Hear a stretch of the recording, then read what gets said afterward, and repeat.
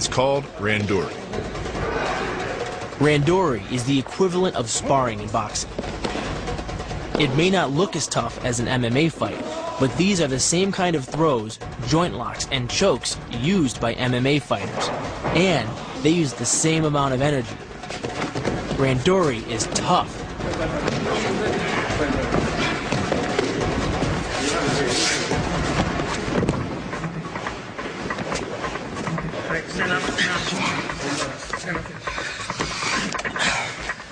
Stay at the office, baby.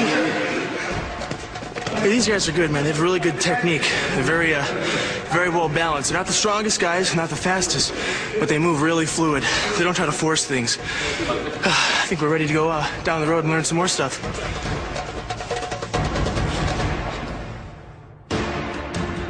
And to do that, we would have to travel back to the ancient training grounds of a 500-year-old line of warriors.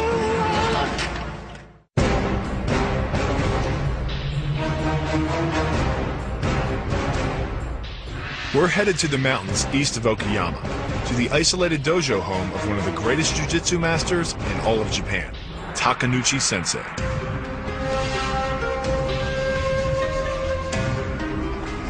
Our translator and guide, a second-degree black belt named Mark Chinnery, led us deep into the hills to meet him.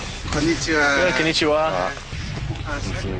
When the Meiji Restoration of the late 19th century outlawed the samurai, their rituals and practices were all but wiped out.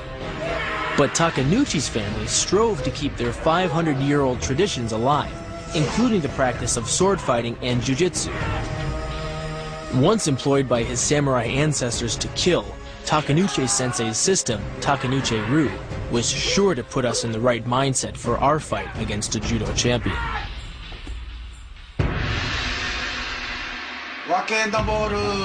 The patron gods of Takenouchi-ryu were Marishtan, the goddess of war, and Atago, the god of thunder and fire.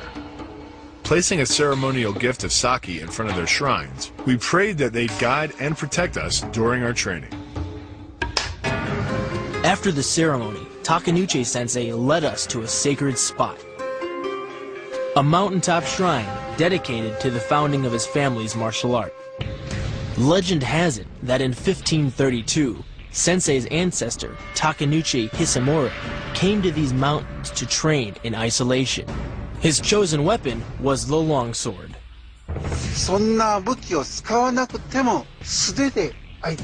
And he was practicing on longsword, and then that's when the god talked to him and said, the longsword's okay, but you should be doing short sword techniques as well. And so that's when he started mastering the short sword technique. And then from there, because they're so close, then it went hand to hand. A samurai would often carry a set of short swords with his longsword. Together, this pairing was known as Disho and symbolized the elite status of a samurai warrior.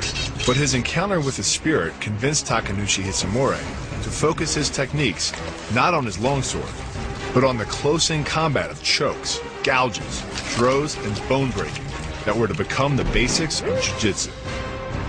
It's interesting to learn we come to the top of the mountain, and this is where Takenouchi's ancestors developed jiu-jitsu, from the long sword to the short sword to jiu-jitsu, which eventually bred judo. And it's really intriguing to learn that thousands of people all over the world practice judo because of that. Now it was time for us to get to work. But the sensei trained old school. There were no mats for us.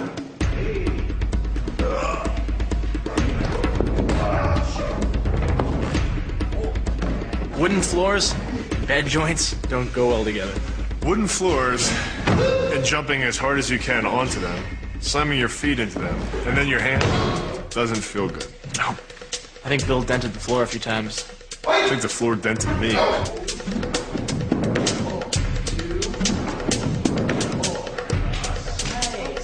The first thing Takenouchi Sensei taught us was the importance of reading our opponent's momentum.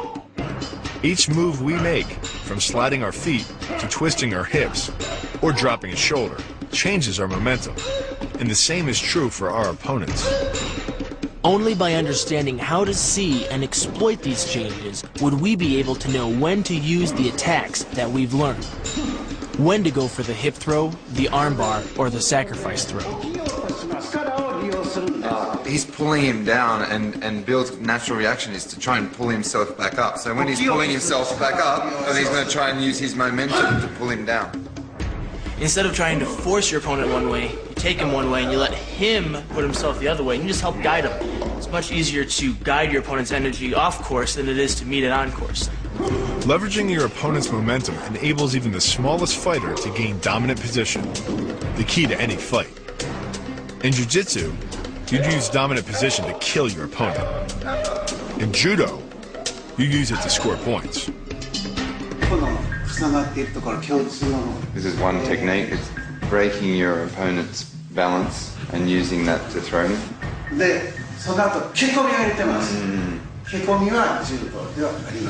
Getting lower than your opponent and using your legs to throw him, that's judo, but then the kick afterwards is jujutsu. So basically all the striking arts are taken away in judo because it's really not competitive to throw somebody then kick them in the head. It's competitive, it just might not be sportsmanlike. No.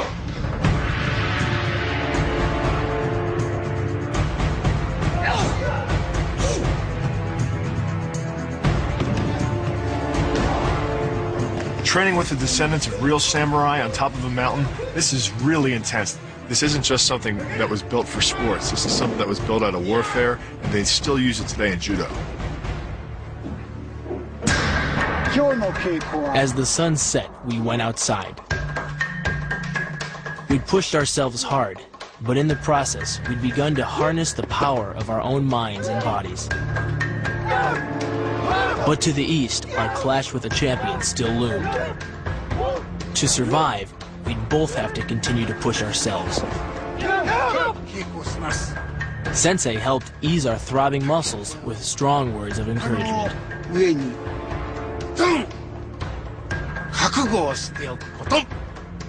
I think he's saying we did a good job, but we got more to learn.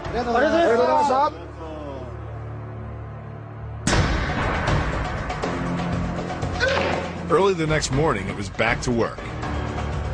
Instead of their fists, Sensei's students were packing staffs.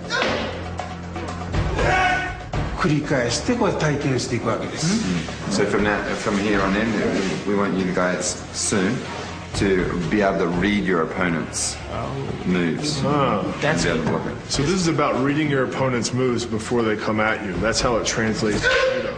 We're not going to be taking a stick with us onto the judo mat, but we have to be able to read what our opponent does and react to it.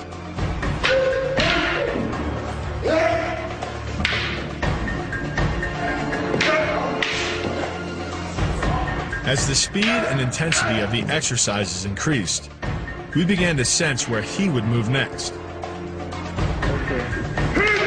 To visualize the attacks and to counter them.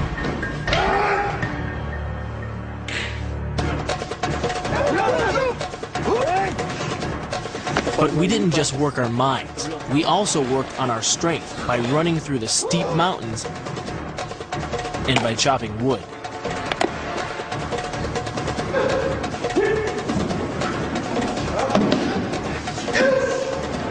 Being here has really enveloped 3 different principles: body, mind, spirit. We've strengthened our body through being thrown into hardwood floors and training with each other.